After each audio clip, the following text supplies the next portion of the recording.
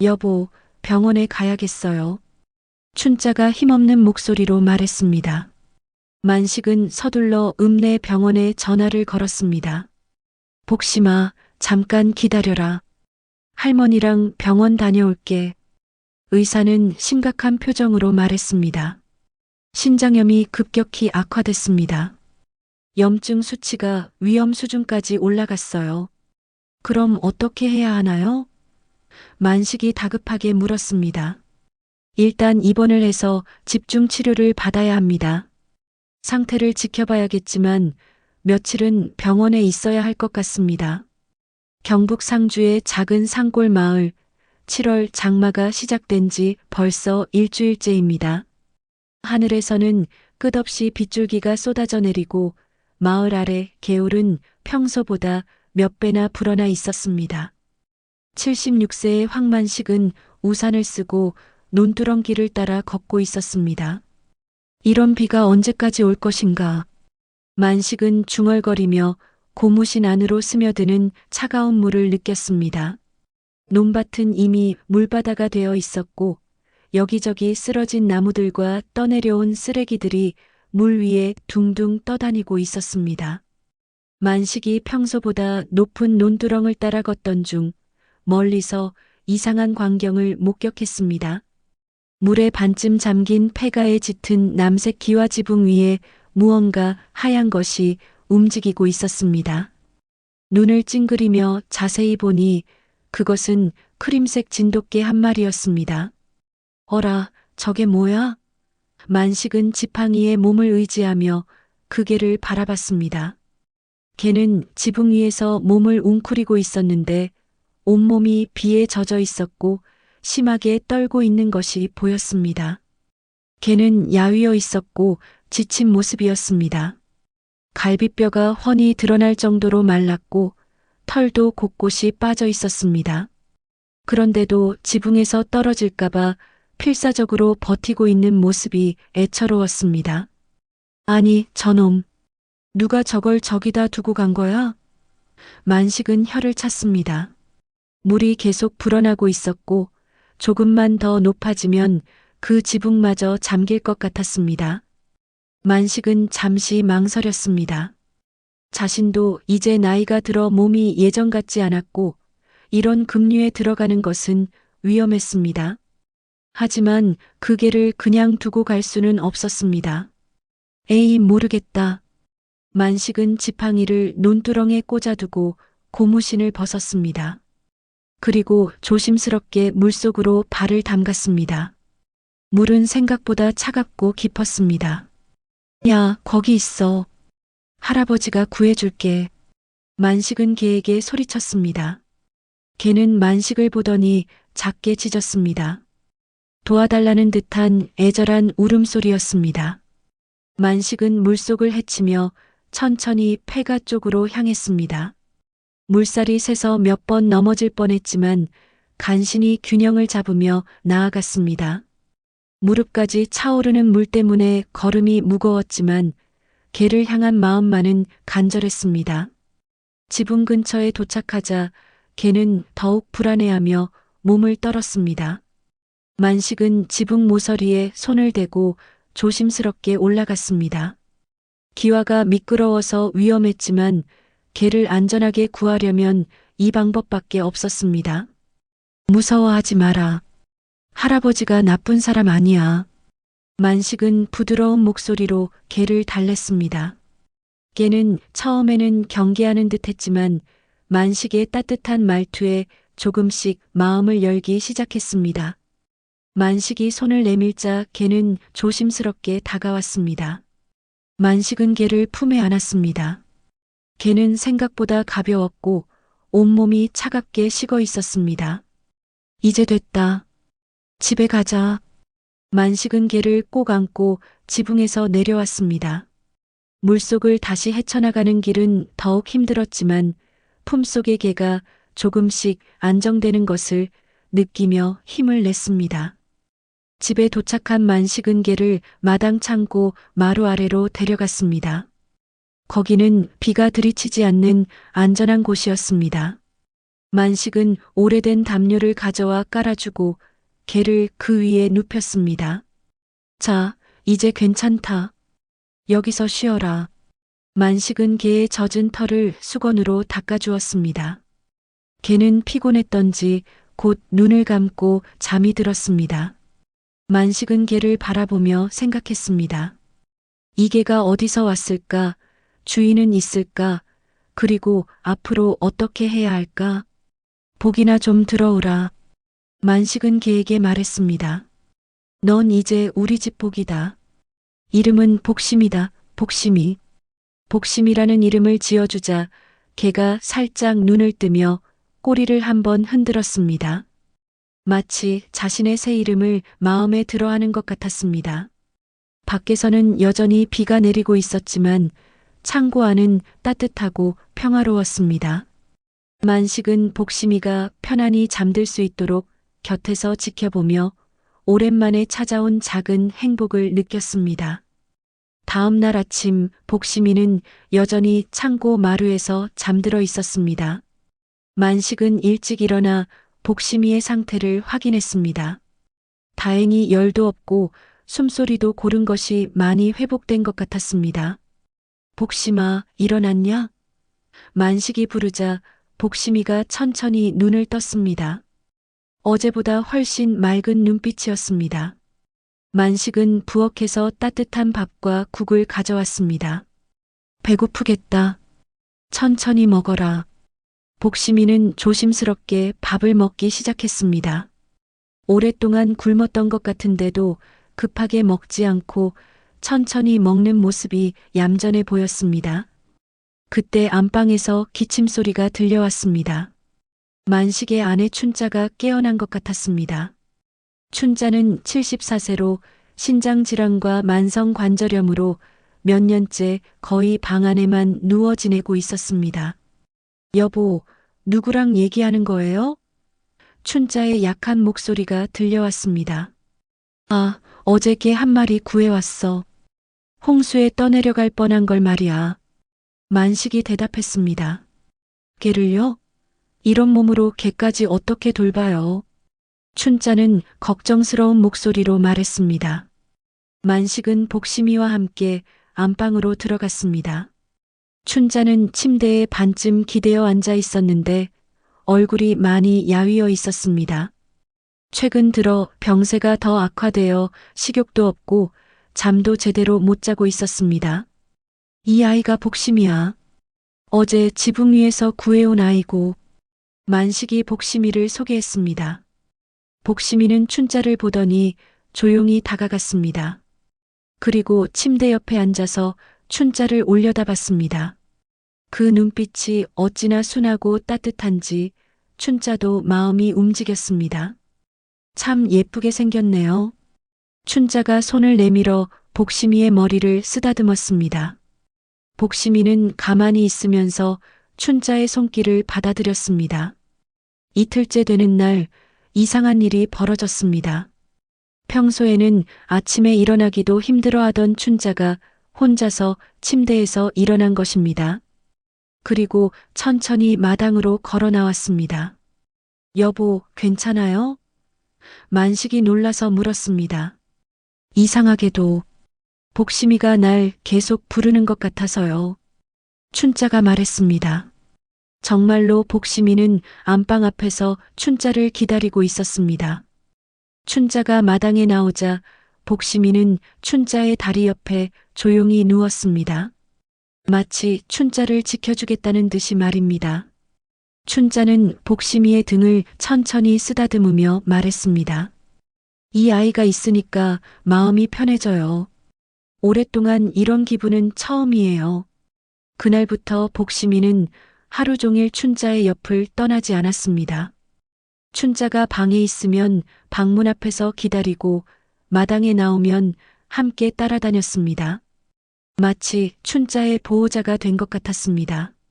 며칠이 지나자 놀라운 변화가 일어났습니다. 춘자의 식욕이 되살아나기 시작한 것입니다.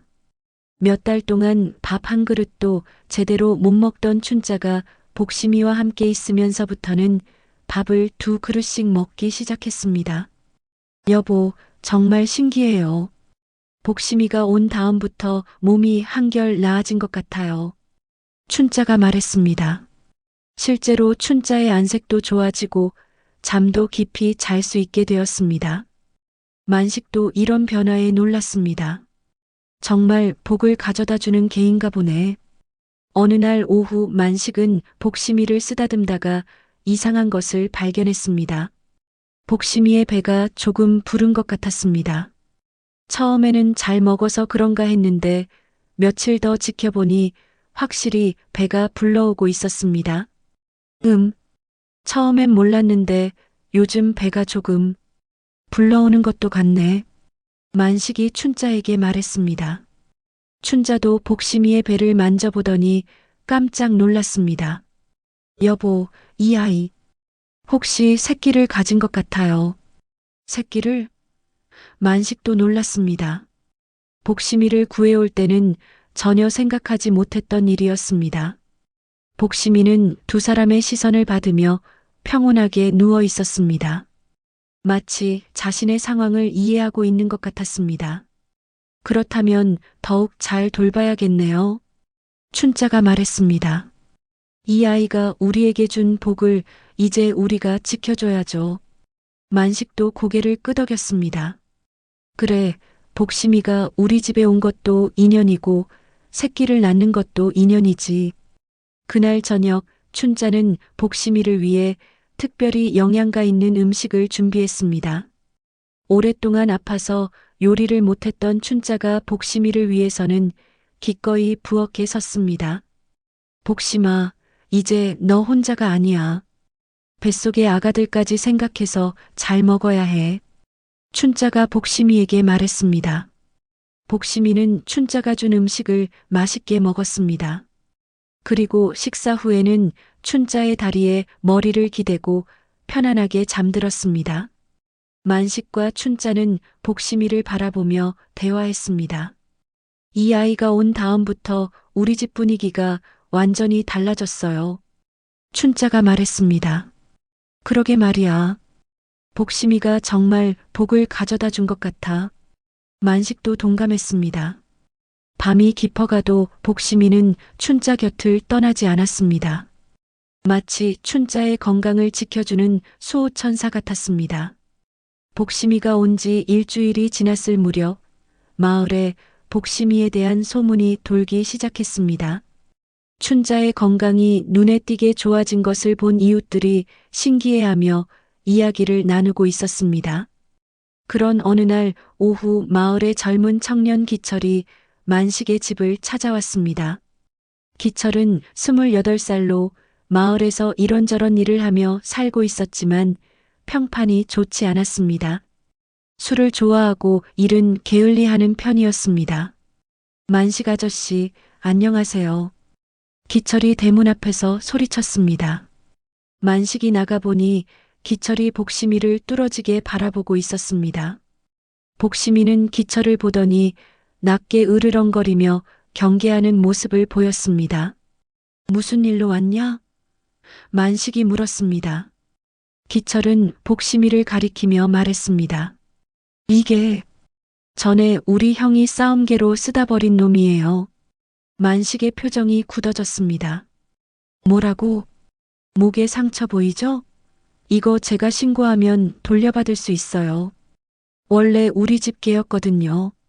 기철의 목소리에는 자신감이 묻어났습니다. 만식은 복심이의 목을 자세히 봤습니다. 정말로 목 부분에 희미한 상처 자국이 있었습니다. 털로 가려져서 잘 보이지 않았지만 자세히 보니 오래된 상처가 남아 있었습니다. 그래서 어쩌자는 거냐? 만식의 목소리가 차갑게 변했습니다.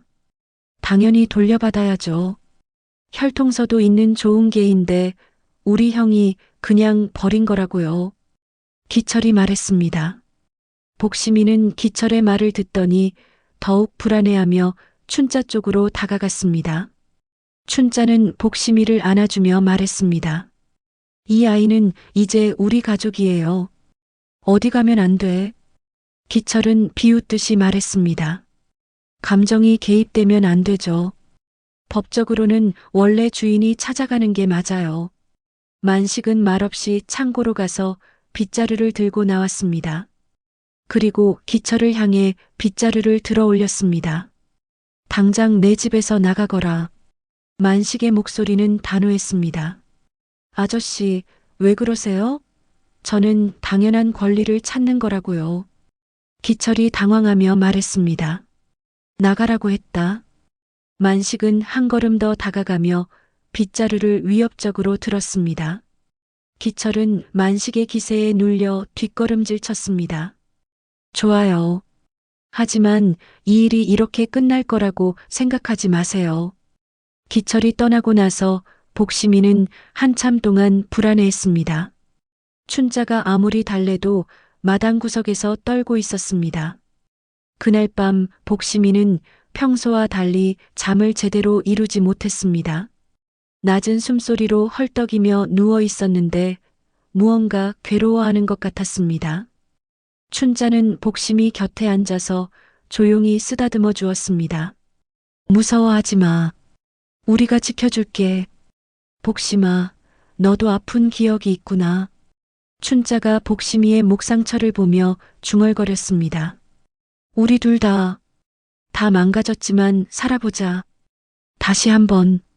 춘자의 말에 복심이가 조금 진정되는 것 같았습니다. 춘자는 계속해서 복심이를 달래며 이야기했습니다. 나도 아팠어. 몇 년 동안 아파서 죽을 것 같았는데 너 때문에 다시 살고 싶어졌어. 우리 서로 의지하며 살자. 그 뒤로 며칠이 지나면서 복심이의 배는 점점 더 불러오기 시작했습니다. 이제는 누가 봐도 임신한 것이 확실했습니다. 춘자는 복심이의 배를 어루만지며 조심스럽게 추측했습니다. 언제쯤 나을까? 한 달 정도는 더 있어야 할 것 같은데. 만식도 복심이의 변화를 주의 깊게 관찰했습니다. 몸집이 작은 걸 보면 많이 안 나을 것 같은데 그래도 서너 마리는 될 것 같아. 복심이는 자신의 몸 변화를 받아들이며 조용히 지내고 있었습니다. 하지만 가끔 기철의 이야기가 나올 때면 불안해하는 기색을 보였습니다. 어느 날 저녁 춘자가 복심이에게 말했습니다. 복심아, 걱정하지 마. 아무도 너를 데려가지 못해. 우리가 끝까지 지켜줄 거야. 복심이는 춘자의 말을 이해하는 듯 꼬리를 살짝 흔들었습니다. 그리고 춘자의 손에 머리를 비비며 애정을 표현했습니다. 만식은 이런 모습을 보며 생각했습니다. 복심이가 단순히 개가 아니라 정말로 가족이 되었다는 것을, 그리고 기철 같은 사람들로부터 복심이를 지켜야 한다는 것을. 여보, 복심이가 새끼를 낳으면 어떻게 할까요? 춘자가 물었습니다. 글쎄, 그때 가서 생각해보자. 일단은 복심이가 건강하게 새끼를 낳는 게 중요하지. 만식이 대답했습니다. 그날 밤 복심이는 춘자와 만식 사이에서 편안하게 잠들었습니다.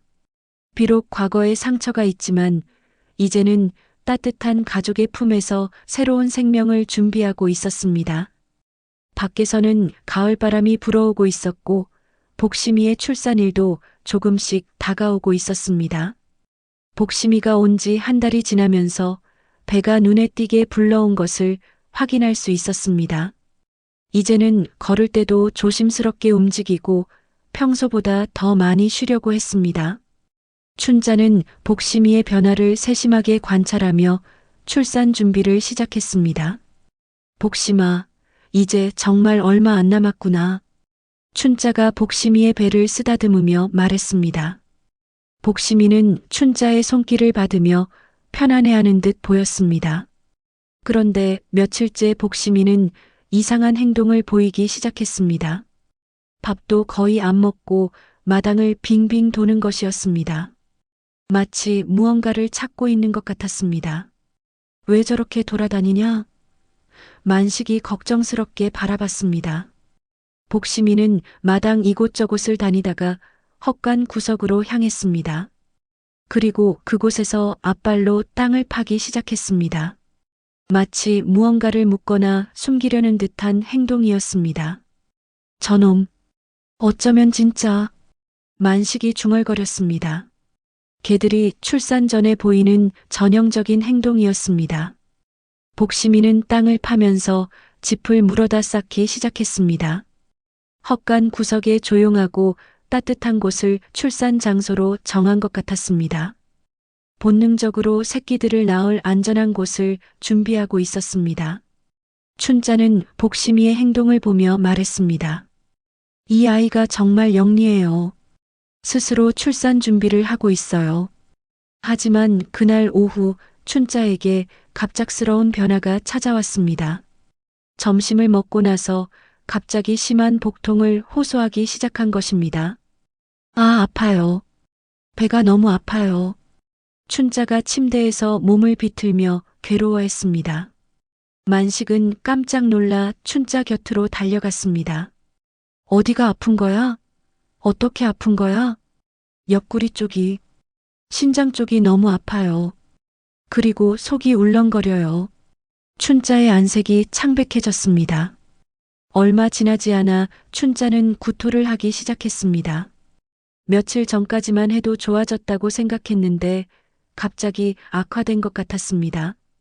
복심이는 춘자의 상태를 눈치채고 침대 옆에 바짝 다가와 앉았습니다.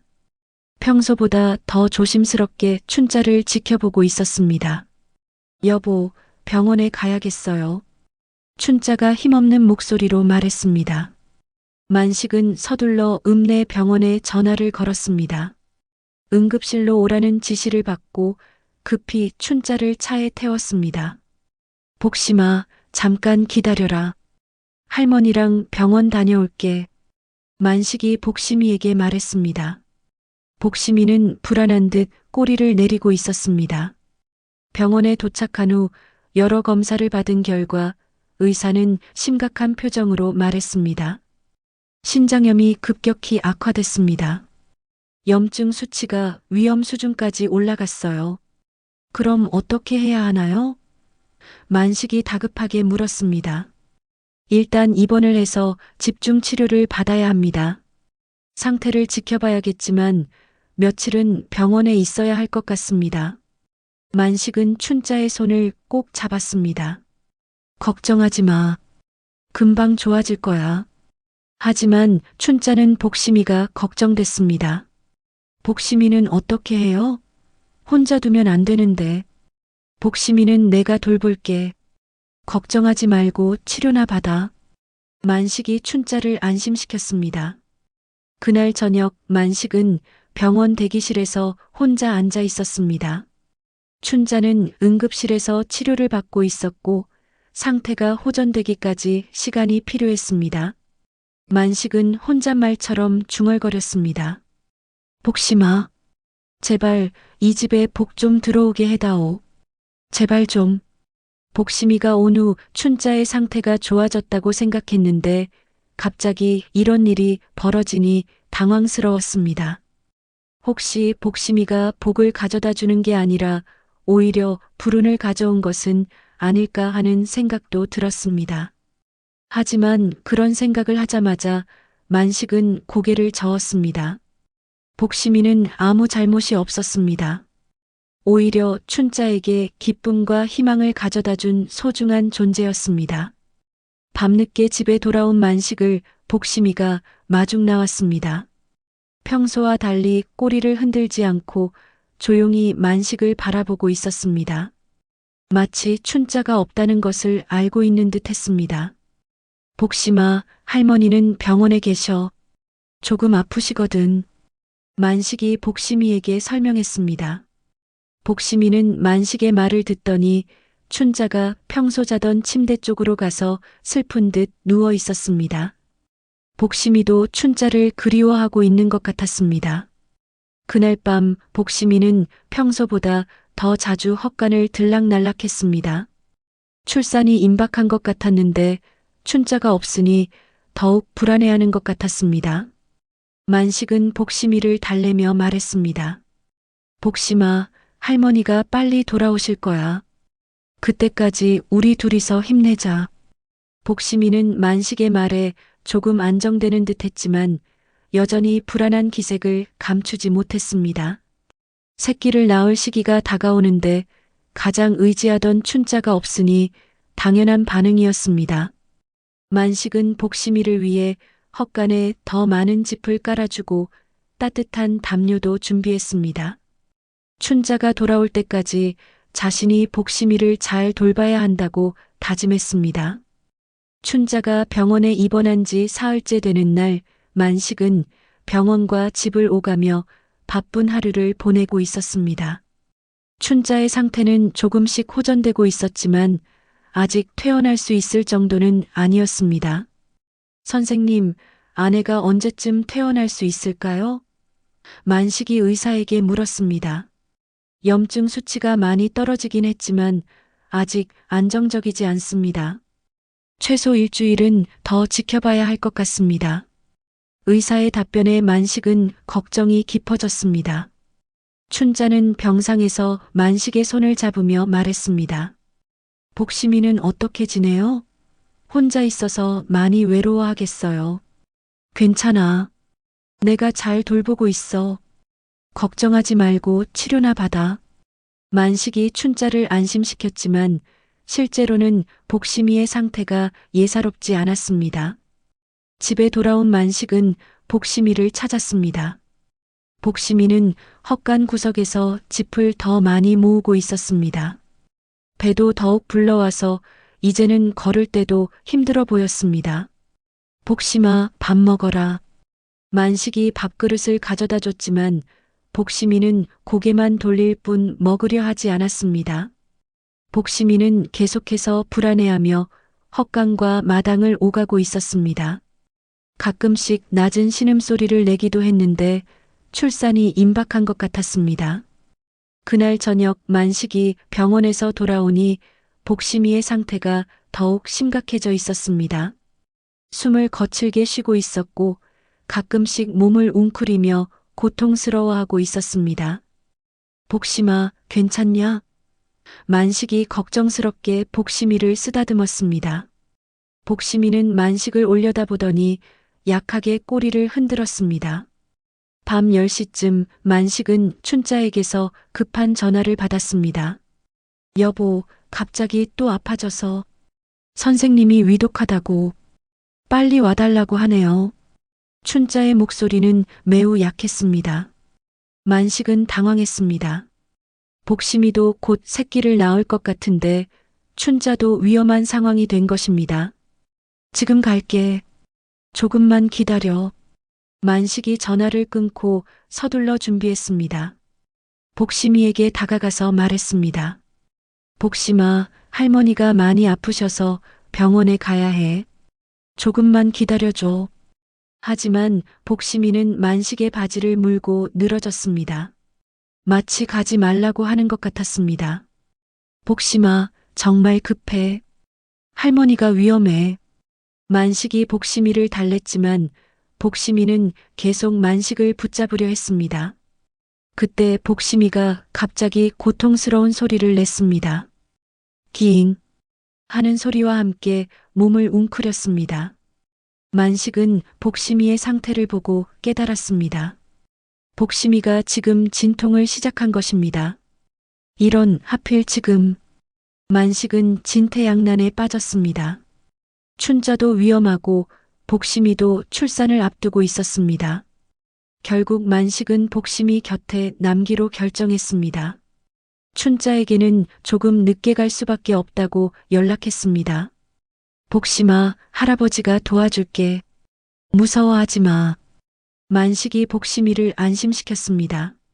복심이는 헛간으로 가서 자신이 준비해둔 집 위에 누웠습니다.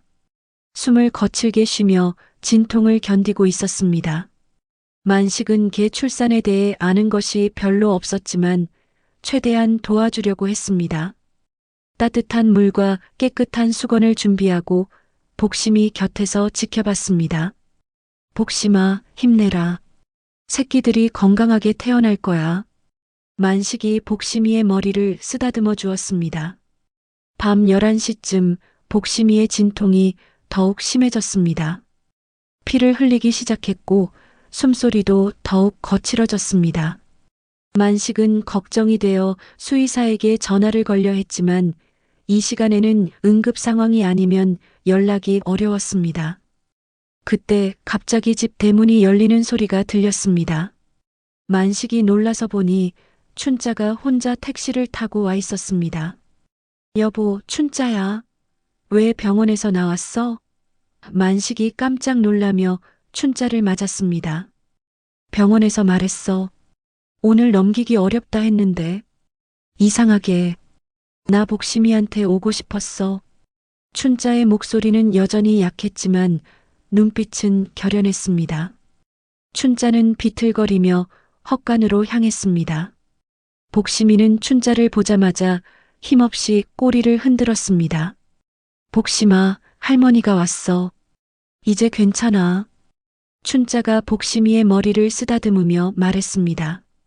복심이는 춘자가 오자 조금 안정되는 것 같았습니다. 춘자의 존재만으로도 큰 위안이 되는 것 같았습니다. 여보, 춘자야. 몸이 아픈데 왜 나왔어? 다시 병원에 가야 해.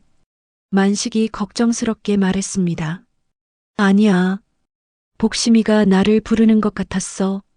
병원에 있어도 자꾸 복심이가 생각나고 여기 있어야겠어. 춘자는 복심이 곁에 앉으며 말했습니다. 복심이의 머리를 쓰다듬으며 춘자가 울먹였습니다. 너도 살고 나도 살아보자. 제발. 춘자의 따뜻한 손길과 목소리에 복심이가 조금씩 힘을 내기 시작했습니다. 마치 춘자가 있으니 이제 안전하다고 느끼는 것 같았습니다. 만식은 춘자와 복심이를 번갈아 보며 걱정했습니다. 두 생명이 모두 위험한 상황에서 자신이 할 수 있는 일이 많지 않았습니다. 복심아, 할머니가 왔으니까 이제 힘내서 새끼들 낳자. 춘자가 복심이에게 속삭였습니다. 복심이는 춘자의 말에 힘을 얻은 듯 다시 진통을 견디기 시작했습니다.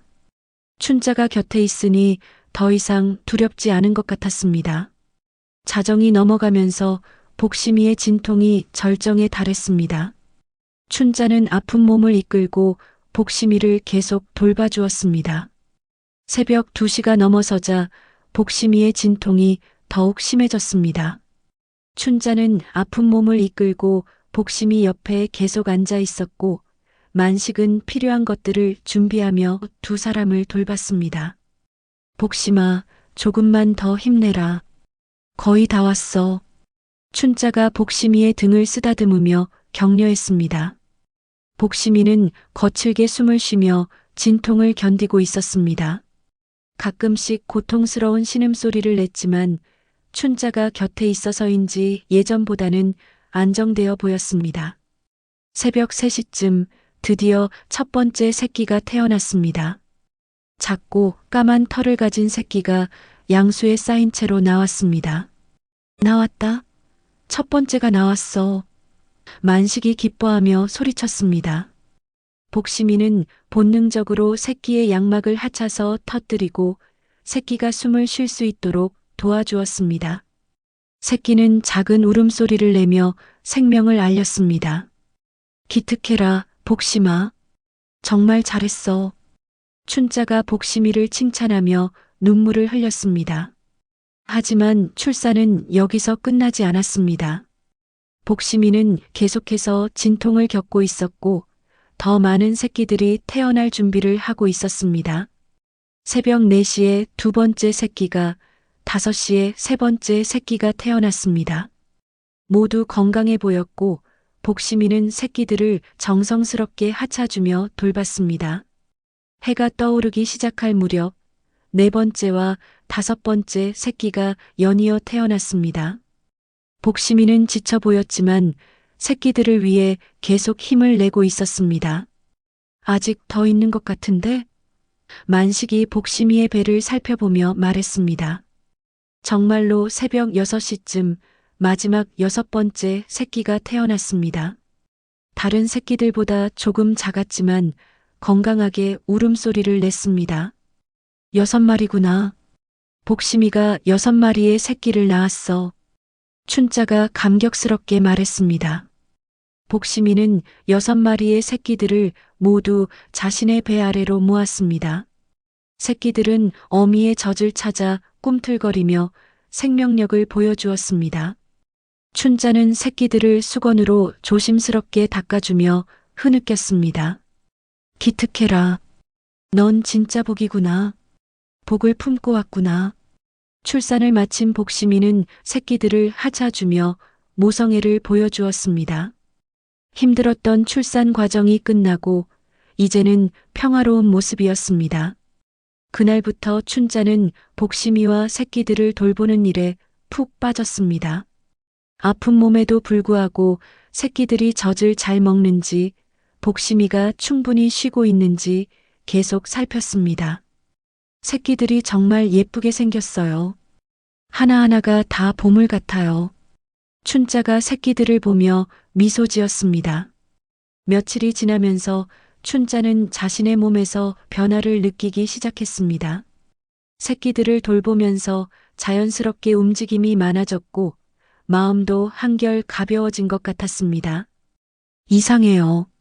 며칠 전까지만 해도 일어나기도 힘들었는데 지금은 하루 종일 새끼들 돌보는 게 전혀 힘들지 않아요.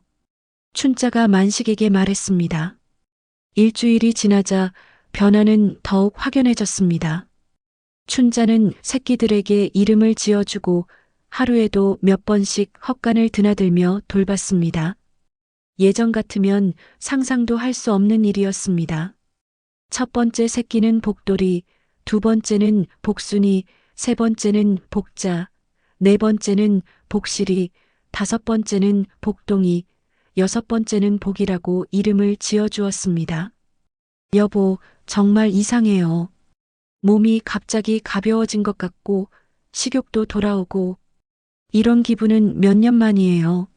춘자가 만식에게 확신에 찬 목소리로 말했습니다. 만식도 춘자의 변화를 놀라워했습니다. 며칠 전까지만 해도 위험했던 상태에서 이렇게 활기찬 모습을 보이다니 정말 믿기 어려웠습니다. 병원에 가서 정확히 검사받아 보자. 정말 좋아진 건지 확인해야지. 만식이 제안했습니다. 이틀 후 춘자는 병원에서 정밀 검사를 받았습니다. 결과를 기다리는 동안 의사도 춘자의 안색과 활력을 보고 놀라워했습니다. 검사 결과가 나왔을 때 의사는 고개를 갸우뚱하며 말했습니다. 기적이라면 기적입니다. 염증 수치가 절반 이하로 떨어졌습니다. 설명이 어렵네요. 의사도 이해할 수 없는 일이었습니다. 신장염 수치뿐만 아니라 전반적인 건강 상태가 현저히 개선되어 있었습니다. 혹시 무슨 특별한 치료를 받으셨나요? 아니면 새로운 약을 드셨거나? 의사가 물었습니다. 아니요. 그냥 집에서 개가 낳은 새끼들을 돌봤을 뿐이에요. 춘자가 대답했습니다. 의사는 의아해했지만 검사 결과는 분명했습니다. 춘자의 상태는 현저히 좋아져 있었고 당분간은 특별한 치료가 필요 없어 보였습니다. 만식은 집 마당에 앉아 새끼들이 젖을 빠는 모습을 바라보며 중얼거렸습니다. 한 생명이 6을 낳고 6이 또 하나를 살리다니.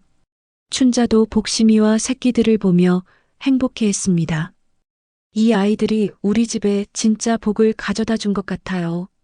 새끼들은 하루가 다르게 자랐습니다. 눈도 뜨고 털도 더 풍성해졌습니다. 복심이는 훌륭한 어미가 되어 새끼들을 정성스럽게 돌봤습니다. 마을 사람들도 복심이가 새끼를 낳았다는 소식을 듣고 구경하러 왔습니다. 모두들 새끼들의 귀여운 모습에 감탄했습니다. 복심이가 정말 복을 가져다 줬네요. 이웃 김씨 아주머니가 말했습니다.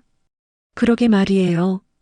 춘자 씨 몸도 좋아지고 새끼들도 건강하고 다른 이웃도 동의했습니다. 하지만 모든 사람이 좋아하는 것은 아니었습니다. 며칠 후 다시 기철이 나타났습니다. 이번에는 복심이가 새끼를 낳았다는 소식을 듣고 온 것 같았습니다. 와, 새끼까지 낳았네요. 그럼 더 값어치가 있겠는걸요? 기철이 새끼들을 보며 탐욕스러운 눈빛을 보였습니다. 만식의 표정이 굳어졌습니다. 기철의 눈빛에서 좋지 않은 의도를 읽을 수 있었습니다. 기철이 다시 나타나자 복심이는 즉시 경계태세를 취했습니다. 새끼들 앞을 막아서며 낮게 으르렁거렸습니다. 어미의 본능으로 새끼들을 지키려는 모습이었습니다. 애도 낳았으면 분양해야죠? 원래 우리 개였잖아요. 기철이 뻔뻔하게 말했습니다. 춘자가 벌떡 일어나서 기철 앞을 막아섰습니다. 이 아이들은 우리가 키울 거예요. 어디 가면 안 돼요. 아주머니, 감정적으로 생각하시면 안 되죠. 진돗개 새끼들이 얼마나 비싼지 아세요? 한 마리에 100만 원도 받을 수 있어요. 만식은 기철의 말을 듣고 분노가 치밀었습니다. 너는 복심이가 힘들게 낳은 새끼들을 돈으로만 보는구나. 당연하죠. 걔는 걔일 뿐이에요. 돈이 되면 팔아야죠. 기철의 말에는 생명에 대한 존중이 전혀 없었습니다. 그때 마을 사람 몇몇이 나타났습니다. 기철과 같은 생각을 가진 사람들이었습니다. 만식 어르신, 그 개가 병을 옮기는 거 아니에요? 그중 한 명이 말했습니다. 무슨 소리예요? 춘자가 놀라며 물었습니다. 요즘 개들이 사람한테 병 옮긴다고 하던데 춘자 아주머니 몸이 갑자기 좋아진 것도 이상하고 다른 사람이 의심스럽게 말했습니다. 만식은 이런 말들이 황당했습니다. 복심이가 우리 집에 복을 가져다 줬는데 무슨 소리예요? 하지만 몇몇 사람들은 계속 의심의 눈초리를 보냈습니다. 갑작스러운 춘자의 회복이 부자연스럽다고 생각하는 것 같았습니다. 어쨌든 새끼들은 분양하는 게 좋을 것 같아요. 너무 많이 키우면 관리도 어렵고. 기철이 다시 말했습니다. 춘자는 새끼들을 품에 안으며 단호하게 말했습니다. 절대 안 돼요. 이 아이들은 내 자식이나 마찬가지예요. 그날 밤 이상한 일이 벌어졌습니다. 복심이가 새끼들을 세어보며 불안해하기 시작한 것입니다. 계속 헛간 주변을 돌아다니며 찾는 듯한 행동을 보였습니다. 복심아, 왜 그래? 춘자가 복심이를 달래려 했지만 복심이는 계속 불안해했습니다. 만식이 새끼들을 세어보니 한 마리가 없었습니다. 가장 작았던 6번째 새끼 보기가 사라진 것입니다. 보기가 없어. 보기가 어디 갔지? 춘자가 당황하며 소리쳤습니다. 만식과 춘자는 급히 집 주변을 찾기 시작했습니다. 복심이도 미친 듯이 짖으며 이곳저곳을 뛰어다녔습니다. 보기야, 어디 있니? 춘자가 간절히 부르며 찾았습니다. 복심이는 특히 뒷마당 수풀 쪽을 향해 짖고 있었습니다. 마치 그쪽에 보기가 있다고 알려주는 것 같았습니다. 만식이 수풀을 헤치고 들어가자 정말로 작은 울음소리가 들렸습니다. 끼잉, 끼잉 하는 보기의 울음소리였습니다. 여기 있다? 만식이 소리쳤습니다. 보기는 흙더미 사이에 갇혀서 울고 있었습니다. 만식이 조심스럽게 보기를 꺼내자 보기는 몸이 차갑고 떨고 있었습니다. 다행히 큰 상처는 없어 보였지만 무서웠던 것 같았습니다. 누가 이런 짓을 한 거야? 춘자가 분노하며 말했습니다. 보기가 저절로 그곳에 갇힐 리는 없었습니다. 춘자는 보기를 품에 안고 따뜻하게 해주었습니다. 괜찮아, 보가. 이제 안전해. 복심이는 보기를 확인하고 나서야 안심하는 듯 보였습니다. 자신의 새끼가 위험에 처했다가 돌아온 것을 알고 있는 것 같았습니다. 만식은 숲을 주변을 자세히 살펴봤습니다. 사람의 발자국이 있었고 누군가 의도적으로 보기를 그곳에 숨긴 것이 분명했습니다. 기철이가 한 짓이 틀림없어. 만식이 이를 갈며 말했습니다. 춘자는 보기를 꼭 안으며 말했습니다. 이젠 내가 지킬 차례네. 누가 뭐래도 내 자식처럼 키울 거야. 그 밤부터 춘자와 만식은 새끼들을 더욱 세심하게 지켰습니다. 밤에도 교대로 지키며 혹시 모를 상황에 대비했습니다. 며칠 후 기철이 또 다른 사람들과 함께 나타났습니다. 이번에는 더 많은 사람들이 왔고 더 강압적인 태도를 보였습니다. 어르신들, 이제 그만합시다. 새끼들을 분양하는 게 서로에게 좋을 것 같은데요. 기철이 말했습니다. 안 된다고 했잖아. 만식이 단호하게 말했습니다. 그럼 우리가 직접 가져가겠습니다. 어차피 원래 우리 개였으니까요. 기철과 일행들이 헛간으로 향하려 했습니다. 그때 복심이가 나타나서 그들 앞을 막아섰습니다. 털을 곤두세우고 이빨을 드러내며 으르렁거렸습니다. 새끼들을 지키려는 어미의 본능이었습니다. 이 개가 사나워졌네. 조심하세요. 기철이 뒤로 물러섰습니다. 춘자도 복심이 곁으로 가서 말했습니다. 복심아, 내가 함께 지켜줄게. 우리 새끼들 아무도 데려가지 못해. 마을 다른 사람들도 하나둘 나타나기 시작했습니다. 하지만 그들은 기철 편이 아니라 만식과 춘자를 지지하는 사람들이었습니다. 기철아, 그만 괴롭히고 가거라. 마을 이장이 나타나서 말했습니다. 걔가 새끼 낳은 걸 가지고 왜 이렇게 시비를 거니? 다른 마을 사람들도 기철을 비난했습니다. 기철은 여러 사람들에게 둘러싸이자 어쩔 수 없이 물러섰습니다. 좋아요. 하지만 이 일이 이렇게 끝날 거라고 생각하지 마세요. 기철과 일행들이 떠나고 나서 복심이는 새끼들을 다시 한번 확인했습니다. 모두 안전하다는 것을 확인하고 나서야 마음을 놓는 것 같았습니다. 춘자는 새끼들을 하나씩 안아주며 말했습니다. 괜찮아, 아가들아. 엄마가 지켜줄게. 아무도 너희를 데려가지 못해. 만식도 복심이를 쓰다듬으며 말했습니다. 복심아, 수고했다. 내가 새끼들을 잘 지켜줬구나. 그날 밤 가족들은 모두 함께 헛간에서 잠을 잤습니다. 복심이와 새끼들을 지키기 위해서였습니다. 춘자는 새끼들을 품에 안고 만식은 복심이 곁에서 지켰습니다. 기철과의 갈등이 있은 지 한 달이 지나면서 마을에는 다시 평화가 찾아왔습니다. 새끼들은 하루가 다르게 자라고 있었고 복심이는 훌륭한 어미가 되어 6마리를 정성스럽게 돌보고 있었습니다. 가을이 깊어가는 어느 날 춘자는 여전히 불편한 몸이지만 스스로 마당을 쓸고 복심이의 새끼들을 돌보고 있었습니다. 몇 달 전만 해도 침대에서 일어나기조차 힘들었던 춘자가 이제는 활기찬 모습으로 하루를 보내고 있었습니다.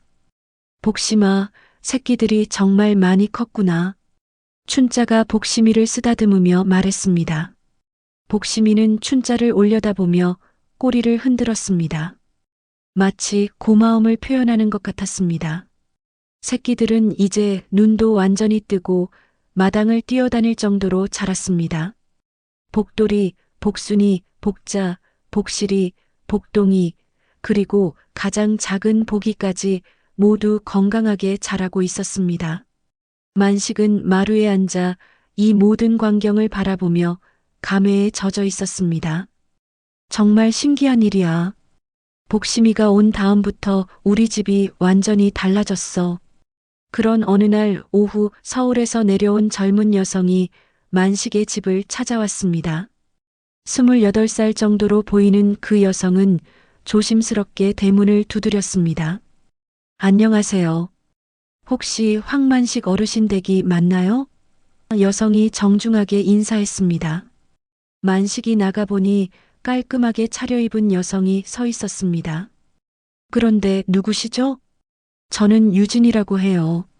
어머니가 이 근처 출신이라서 가끔 놀러 왔었는데 복심이 이야기를 들었어요. 유진은 춘자에게 인사를 드리며 말했습니다. 할머니, 안녕하세요. 어머니가 요즘 우울증이 심해서 걱정이 많아요. 춘자는 유진을 반갑게 맞으며 차를 대접했습니다. 그래, 어머니가 많이 힘드시나 보구나. 네, 아버지가 돌아가신 후로 집에만 계시면서 말도 거의 안 하세요. 병원 치료도 받고 있지만 별로 나아지지 않아서 유진의 목소리에는 걱정이 가득했습니다. 유진은 마당에서 뛰어노는 새끼들을 보며 눈이 밝아졌습니다. 와, 정말 귀엽네요. 이 아이들이 복심이가 낳은 새끼들인가요?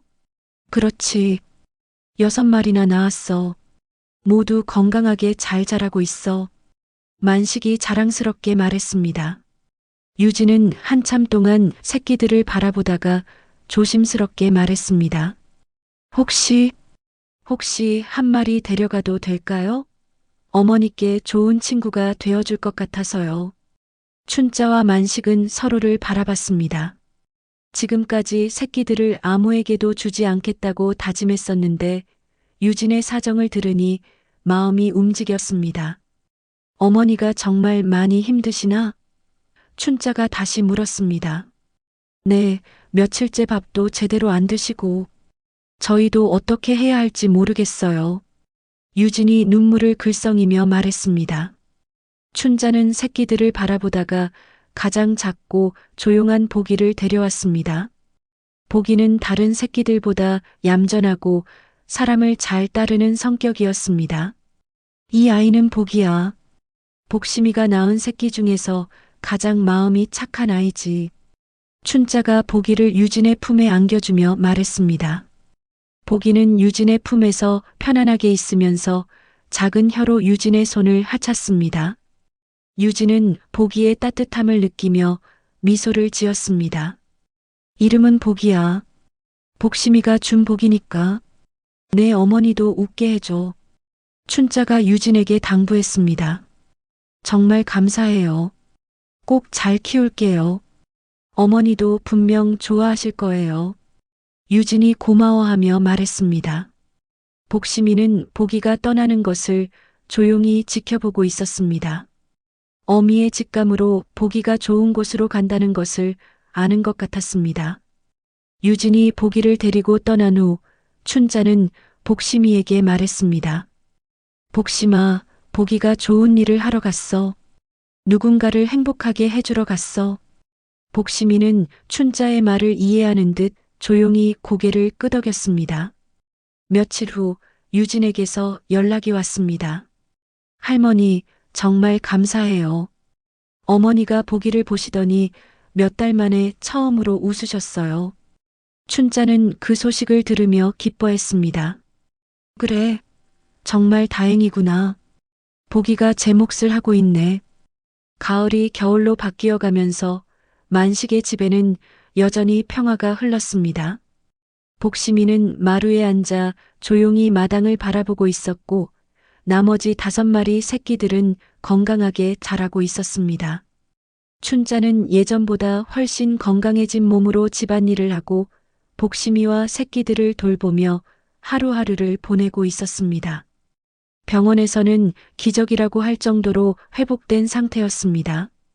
어느 날 저녁 만식과 춘자는 마루에 앉아 복심이와 새끼들을 바라보며 대화했습니다.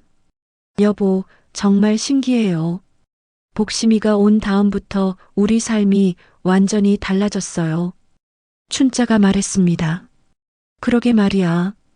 복심이가 정말 복을 가져다 준 것 같아. 만식도 동의했습니다. 복심이는 마루에 앉아 조용히 그 모습을 바라보고 있었습니다. 그리고 그 곁에는 다시 살아난 춘자의 미소가 따뜻한 햇살 속에 흐드러져 있었습니다. 마을 사람들은 이제 복심이의 가족을 기적의 가족이라고 불렀습니다. 홍수에서 구해진 개 한 마리가 한 집안에 가져다 준 변화는 정말로 기적 같았습니다. 복심아, 고마워. 정말 고마워. 춘자가 복심이를 쓰다듬으며 말했습니다. 복심이는 춘자를 올려다보며 꼬리를 살짝 흔들었습니다.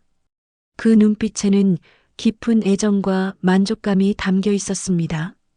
저녁 노을이 마당을 물들이는 가운데 복심이와 새끼들, 그리고 만식과 춘자는 함께 평화로운 시간을 보내고 있었습니다. 이제 이 집에는 진정한 행복이 자리 잡았습니다. 복심이가 가져다 준 복은 단순히 새끼들만이 아니었습니다. 가족의 사랑, 건강, 그리고 삶의 희망까지 모든 것을 되돌려 준 것입니다. 구독과 좋아요로 춘자 할머니의 회복을 함께 기뻐해 주세요. 그런데 정말 진돗개 복심이가 가져온 복 때문일까요? 구독과 좋아요는 무료입니다.